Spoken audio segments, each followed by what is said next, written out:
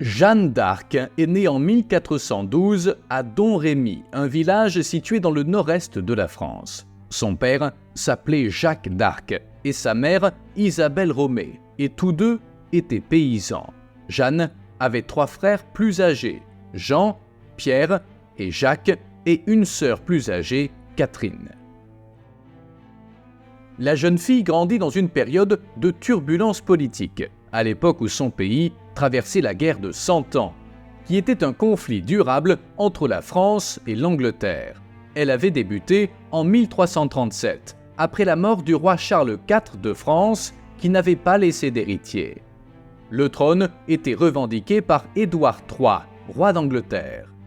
Tous les Français n'étaient pas satisfaits du nouveau roi qui avait pris le pouvoir, et cette question dynastique, ainsi que les luttes économiques et les différences idéologiques, avaient donné lieu à plusieurs batailles entre ces deux grandes puissances. En fait, malgré le nom du conflit, la guerre a duré plus de 100 ans. Mais revenons au village de Domrémy. La famille de Jeanne d'Arc menait une vie très modeste, et très tôt, la jeune fille commença à travailler.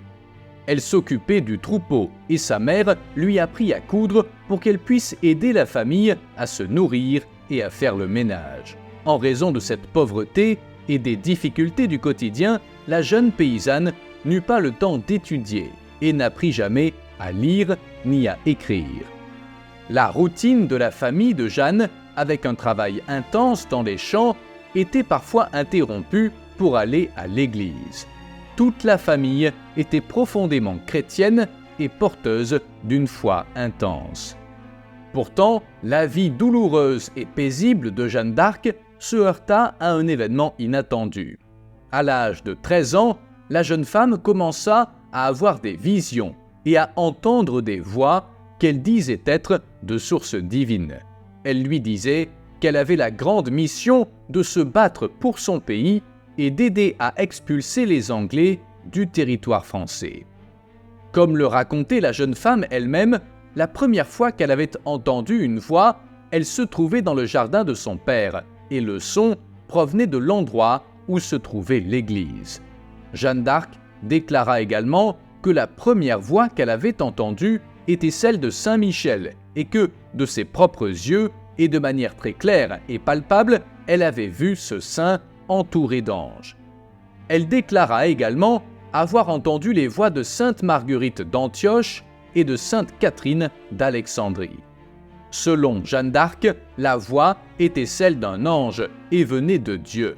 Elle déclara à une occasion « Je crois que cette voix vient de Dieu, et sur son ordre, je crois aussi fermement que je crois en la foi chrétienne. » Elle dit également que la voix était très belle, modeste et douce. Après le premier contact qui avait eu lieu dans l'église, les voix continuèrent de communiquer avec la jeune fille, insistant pour lui dire qu'elle devait accomplir sa mission.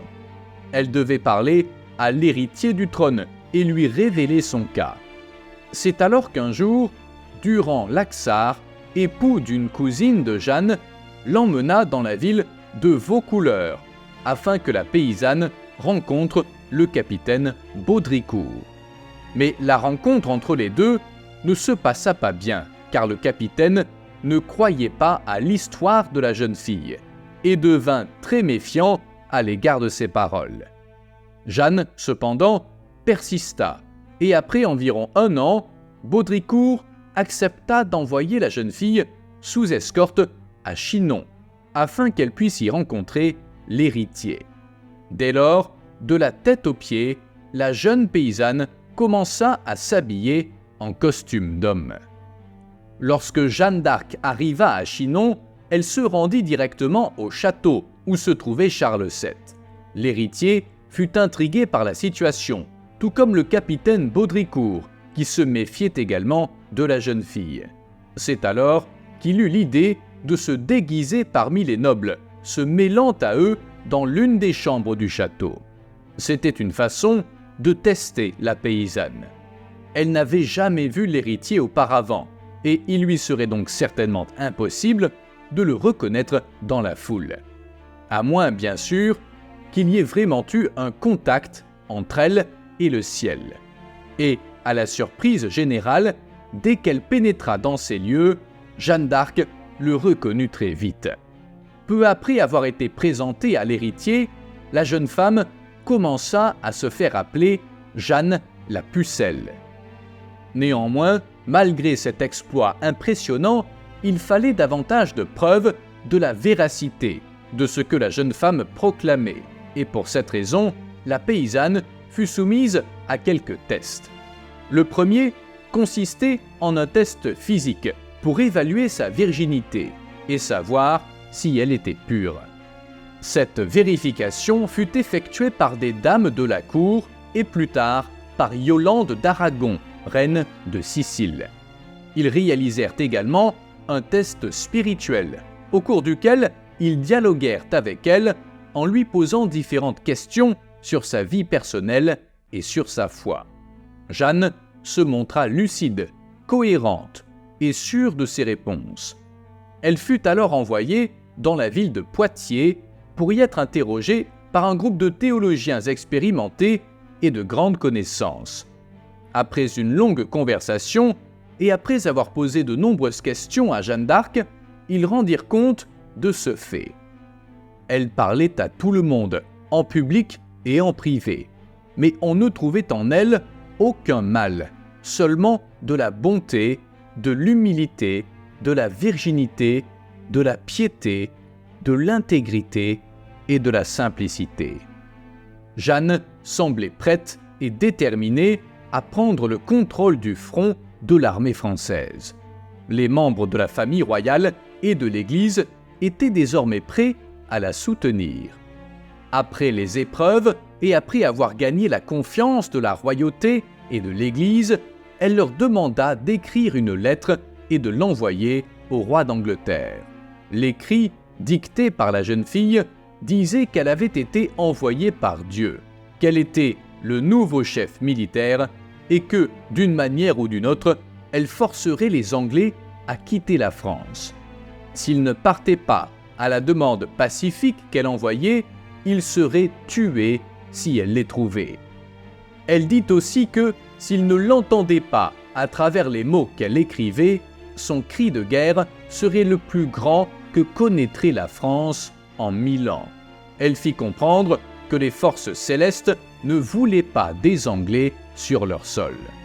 Les membres de la cour de France et les théologiens furent enfin convaincus de la pureté et de la véracité des propos de l'humble paysanne. Ils firent remarquer que s'ils refusaient la demande de la jeune fille de commander des soldats et de mener des batailles pour son pays, ils pourraient refuser un ordre venant directement du ciel.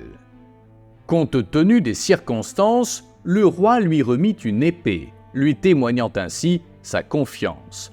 Dès lors, les préparatifs commencèrent. Dans un premier temps, on fournit des vêtements à Jeanne d'Arc, qui consistaient en une armure fine, fabriquée spécialement pour la jeune femme, ainsi qu'une bannière réalisée par un peintre français qui vivait à Tours. Il l'avait réalisée avec le symbole national de la France, une fleur de lys d'or, avec les mots Jésus et Marie et une image du Christ, avec un ange de chaque côté. Jeanne reçut également un cheval blanc et eut besoin d'une courte période pour s'adapter à la lourde armure, à la monture et au maniement de la lance. Elle s'y adapta rapidement et son habileté à les manier était remarquable, ce qui attira beaucoup l'attention. Enfin, cheveux courts, correctement vêtue, montée sur son cheval et armée de sa bannière, en position de tête devant ses soldats, elle se mit en route pour Orléans, prise par les Anglais depuis plusieurs mois. Au début, lorsqu'elle se présenta devant eux, Jeanne fut vivement raillée et calomniée par ses rivaux. Ils avaient entendu parler d'elle, mais ils ne prenaient pas au sérieux le fait qu'une femme commande des troupes, et ils croyaient encore moins qu'elle le faisait sur ordre du ciel. Cependant, malgré les insultes et les provocations, Jeanne ignorait l'incrédulité de ses rivaux et restait déterminée dans sa mission. La Pucelle voulait libérer Orléans. Mais avant cela, elle participa à une bataille aux Tourelles, où elle reçut une flèche entre l'épaule et le cou. Les Français étaient inquiets et faillirent perdre le fil de la mission, jusqu'à ce que la jeune fille se lève courageusement et encourage ses hommes à se battre. Sa bravoure séduisit les troupes qui, inspirées, se lancèrent à l'assaut de l'ennemi, terrifiant les Anglais. Ce jour-là, un capitaine qui avait autrefois maudit la paysanne, effrayé, plongea dans l'eau et ne fut plus jamais revu. Jeanne d'Arc commençait à briller et à révéler ses talents de meneuse d'hommes. Peu après, il ne fallut que 4 jours pour chasser les ennemis de la ville d'Orléans. Cette victoire fut décisive pour renforcer les troupes françaises et motiver la population du pays. Par la suite, son nom, qui était déjà connu des Anglais et des Français, commença à se répandre et les moqueries et les rires des ennemis furent remplacés par la reconnaissance de cet important commandement militaire pour le pays, ainsi que par l'inquiétude quant à l'avenir. Après la levée du siège d'Orléans, la jeune fille se rendit auprès de l'héritier et lui proposa de se rendre à Reims pour se faire couronner, car il n'était pas encore officiellement roi de France. Jeanne d'Arc pensait que le couronnement était une volonté du ciel. Elle conduisit Charles à Reims et le 17 juillet, un dimanche, dans la cathédrale de la ville, en présence d'un grand nombre de personnes, dont des proches de Jeanne d'Arc, eut lieu la cérémonie du couronnement. Jeanne avait suivi les conseils des voix célestes. Elle libéra Orléans, participa au couronnement de l'héritier et, outre ses exploits, elle remporta et s'illustra dans plusieurs autres batailles, comme Main, Jargeau, Beaugency et Patois. Après tant d'exploits et après avoir séduit une grande partie de la noblesse et du peuple français, l'héroïne paysanne s'affirmait de plus en plus comme quelqu'un qui avait un grand destin devant elle.